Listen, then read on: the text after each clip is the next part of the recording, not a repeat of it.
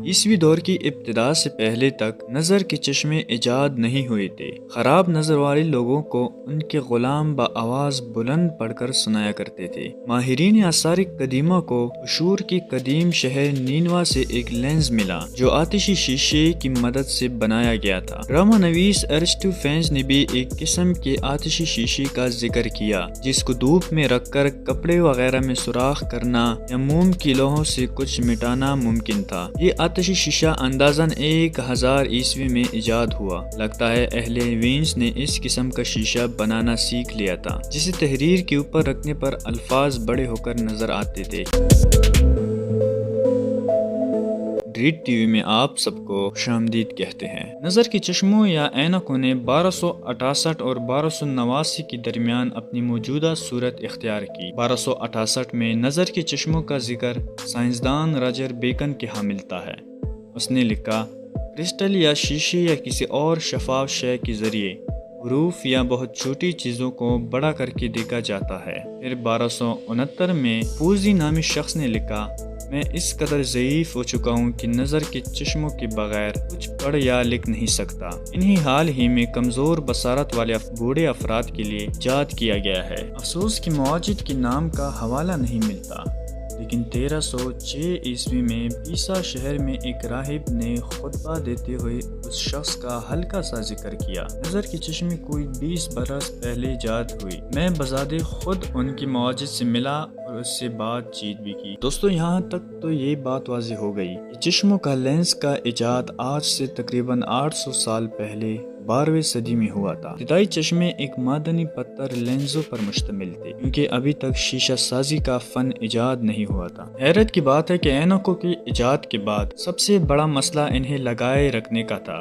در حقیقت یہ مسئلہ 350 برس تک حل طلب رہا۔ اینکوں کو ٹھہرانے کے لیے مختلف قسم کے فریم بنائے گئے اور 1730 میں لندن کے ایک چشمہ ساز اسکارلٹ نے شیشوں کے اطراف میں بازو لگائے جو کانوں تک جاتے تھے۔ کچھ عرصہ بعد رنگین لینز بھی استعمال کیے گئے کیونکہ کچھ مواجدوں کا خیال تھا کہ شفاف شیشے میں بہت زیادہ روشنی گزر آتی ہے، چنانچہ پیلے، سبز یا نیلے لینز بنائے گئے۔ مختلف ثقافتوں نے اینکوں کے بارے میں مختلف رویے اپنائے۔ مثلاً فرینچ والے انگلش لوگ دوسروں کے سامنے اینک نہیں لگاتے تھے، جبکہ اسپین والوں کا طرز عمل قطعی مختلف تھا۔ انہوں نے محسوس کیا کہ اینک لگانے والا شخص زیادہ نمایاں اور پروقار ہو جاتا ہے۔ امریکہ میں اینک استعمال کرنے والے کی مناسبت سے ہی قیمت مقرر ہوتی تھی۔ مثلاً $200 کی قیمت مخصوص اینکوں کو بہت سے لوگوں کے لیے ناقابل رسائی بنا دیتی۔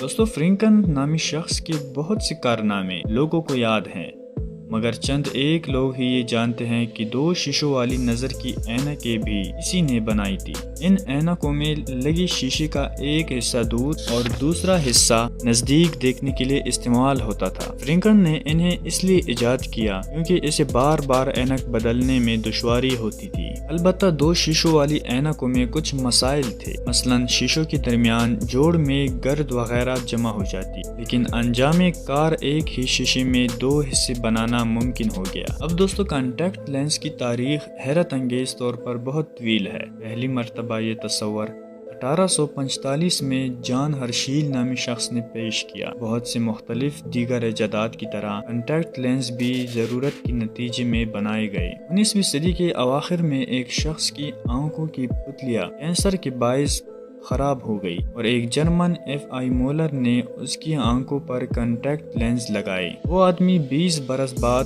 اپنی موت تک یہ لینز لگائے رکھا۔ شروع میں کانٹیکٹ لینز کافی بڑے اور نسبتاً غیر آرام دہ تھے، لیکن وقت گزرنے پر وہ باریک، چھوٹے، بسہولت اور مقبول ہو گئے۔ 1964 میں 60 لاکھ سے زائد لوگوں نے کانٹیکٹ لینز لگا رکھے تھے۔ انسان کی درست بصارت بے اندازہ قدر و قیمت رکھتی ہے۔ ذرا سوچیں کہ نظر کی اینکوں کے بغیر اتنی ہی ایجادات ممکن نہ ہوتی۔ در حقیقت ان کی حیثیت بھی پئی جیسی ہے۔ آج کی ویڈیو دوستو یہی تک تھی۔ اگر آپ چینل پر نئے ہیں تو چینل کو سبسکرائب کر کے ویڈیو کو لائک کریں اور اپنے دوستوں کے ساتھ شیئر کریں۔ ملتے ہیں اگلی ویڈیو میں، اپنا خیال رکھیے گا۔